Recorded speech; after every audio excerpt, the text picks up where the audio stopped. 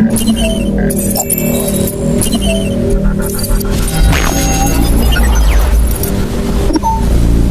livro de João, louvado seja o nome do Senhor, no capítulo 9, e o Senhor me deu esse maná fresquinho. Eu estava ali sentada e aí o Senhor trouxe à minha memória isso. A passagem de João 9, ela começa no verso 1, louvado seja o nome do Senhor Jesus, e vem falar da história de um homem que é cego de nascença, o qual os servos do Senhor Jesus, os discípulos, eles perguntam ao Senhor Jesus, louvado seja o nome do Senhor Jesus, o verso 2 diz: Rabi, quem pecou? A parte B do verso 2: quem pecou? Este ou seus pais, para que nascesse cego? E Jesus respondeu: nem ele pecou, nem seus pais, mas foi assim para que se manifestasse nele as obras de Deus. Convém que eu faça as obras daquele de quem me enviou, enquanto é dia. A noite vem, quando ninguém pode trabalhar. Mas a palavra que o Senhor falou ao meu coração, o Senhor Jesus vem, o Senhor Jesus cura este homem, o Senhor Jesus faz lodo nas mãos, no verso 6 fala isso. Ele faz o lodo, ele passa no olho do cego, manda ele se lavar no tanque de Siloé, no verso 7. E aí no verso 8 diz, que é onde o Senhor começou a trabalhar o meu coração: então os vizinhos e aqueles que Dante tinha visto que era cego, diziam: não é este aquele que estava sentado e mendigava? Uns diziam: é este. E outros: parece com ele. E ele dizia: sou eu. Diziam-lhe, pois, como se abriram os olhos? Ele respondeu e disse: o homem chamado Jesus fez lodo e untou-me os olhos e disse-me: vai ao tanque de Siloé e lava-te. Então eu fui, lavei-me e vi. Simples assim. No verso 12 disse: disseram-lhe, pois, onde está ele? Ele respondeu: não sei. Levaram-lhe, pois, aos fariseus o que dantes era cego, e era sábado quando Jesus fez lodo e lhe abriu os olhos. Tornaram-lhe, pois, também os fariseus e perguntaram-lhe como vira.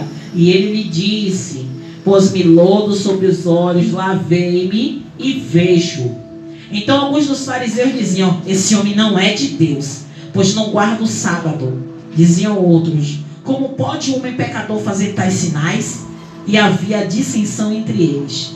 Tornaram-lhe por dizer ao cego: tu, o que dizes àquele que te abriu os olhos? E ele respondeu: que é profeta. Os judeus, porém, não creram que ele tivesse sido cego e que agora visse, enquanto não chamaram os pais que agora via. E perguntaram-lhe dizendo: é este vosso filho? E vós dizeis ter nascido cego? Como, pois, vê agora? Seus pais responderam e disseram-lhe: sabemos que este é nosso filho e que nasceu cego. Mas como agora vê, não sabemos. Ou quem lhe tem aberto os olhos, não sabemos. Tem idade, perguntai-lhe a ele mesmo, e ele falará por si mesmo. Seus pais disseram isso porque temiam os judeus, porquanto já os judeus tinham resolvido que se alguém confessasse ser ele o Cristo, fosse expulso da sinagoga. Por isso é que seus pais disseram: tem idade, perguntai-lhe a ele mesmo. Chamaram, pois, pela segunda vez o homem que tinha sido cego e disseram-lhe: dai glória a Deus, nós sabemos que esse homem é pecador. Respondeu ele, pois, e disse: se é pecador, não sei. Uma coisa eu sei, é que, havendo eu sido cego, agora vejo. Igreja, eu vou parar aqui no verso 25, porque não sou eu que estou ministrando, eu estou trazendo a reflexão. Observe uma coisa, eu até falei ontem a respeito dos julgamentos e tudo, e o Senhor trouxe isso à minha memória, e por isso eu estou compartilhando com a igreja. Este homem, ele era cego de nascença, mas foi-lhe feito um milagre. Bastou aquele homem crer, porque se ele não cresce, ele simplesmente passava a mão no olho e continuava cego. Mas ele obedeceu Jesus, ele acreditou em Jesus. Ele foi, lavou-se no tanque que Jesus mandou ele se lavar, e ele simplesmente viu. Mas quando aquele homem veio, todos que o conheciam, alguns achavam que eram e alguns tinham certeza que eram, mas ele estava vendo. Ele não tinha visto Jesus ainda. Ele só sabia que era o Cristo. Por quê? Porque as pessoas chamavam por Cristo. A gente sabe disso, onde Jesus estava, várias pessoas o seguiam. Então, provavelmente, ele tinha ouvido falar que aquele era o Cristo. Igreja, aqui a palavra fala exatamente que houve dissensão entre eles, porque uns acreditavam e outros não. Mas aquele homem não deixou de acreditar que Cristo era um profeta. Por quê? Porque os sinais estavam claros de que aquele homem chamado Jesus tinha feito aquele milagre. E observe que levaram aos fariseus e um pergunta ao outro e ninguém acreditava, mas aquele homem ainda acreditava. O pastor Tiago sempre fala aqui, basta você crer. Não importa se os fariseus não vão acreditar, não importa se toda a população, os vizinhos, quem está passando pelo caminho não vai acreditar. O que importa é que você acredita no que Cristo já fez e no que Ele ainda há de fazer na sua vida. Se há uma promessa na sua vida e na minha vida, basta nós crermos que Ele vai concretizar. Há um tempo determinado, em Eclesiastes 3, a gente sempre ouve falar, mas nem sempre a gente quer esperar o tempo de nascer, o tempo de crescer, o tempo de juntar e o tempo de separar. Nem sempre o tempo é igual. Há um tempo. Agora é o tempo de esperar. Mas também é o tempo de crer. Também é o tempo de perseverar. É também o tempo de buscar. Mas cabe a cada um saber em que tempo está. Às vezes é só um tempo de esperar, descansar. Como o Salmo 40 fala, esperar com paciência. Nem sempre a gente espera com paciência. Às vezes é isso que muitas vezes retarda o que? O poder de Deus não. Muitas vezes a bênção ela já foi liberada, mas somos nós que não estamos preparados para recebê-la. E muita gente diz assim, não, já recebemos. Não, recebemos sim, mas já tomamos posse? Não está palpável. Para a gente ter certeza que recebeu, Deus testifica em nós. Quando alguém tem que receber o dinheiro, a gente sabe que liberou, mas já caiu na conta?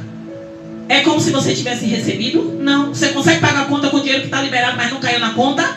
Não. É a mesma coisa a bênção. Foi liberada, mas você já sentiu os sinais dessa bênção? Então pense, assim como o dinheiro que foi liberado não caiu na sua conta e você não sacou para fazer os pagamentos, assim também são bênçãos. Foram liberadas, mas a gente ainda não tem o poder sobre ela, ou ela não tem o poder sobre nós. Por quê? Porque ainda falta algo, falta cair na conta. Mas, como eu disse, há um tempo determinado. Este homem disse a todo mundo, eu vejo, não sei quem foi, não sei quem ele é, se ele é pecador, eu não sei, mas eu estou vendo. E às vezes é o que tem nos faltado, é crer no Cristo ressurreto. E às vezes a gente fala, e eu falo de mim, igreja, como eu tenho dito à igreja aqui, rasgo meu coração diante de vocês e digo, Senhor, me ajuda na minha incredulidade.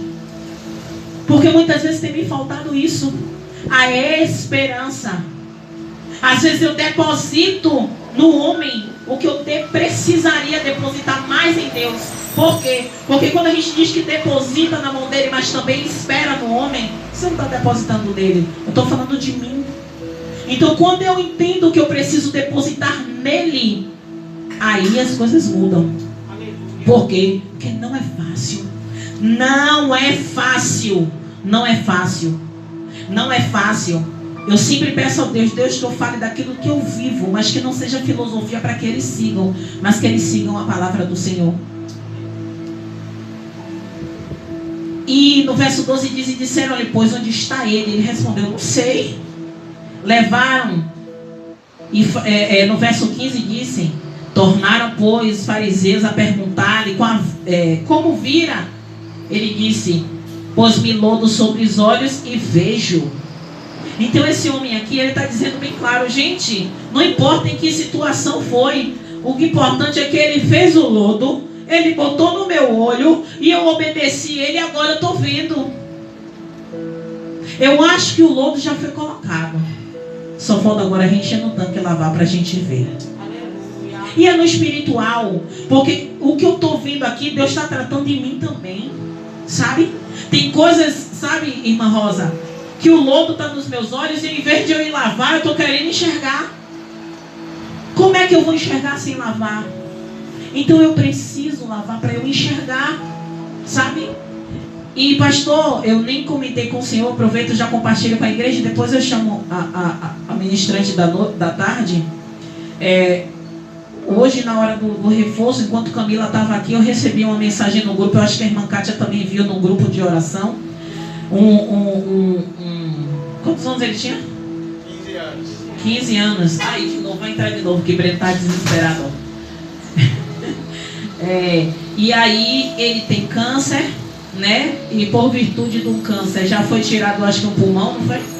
Tirou um pulmão e uma perna.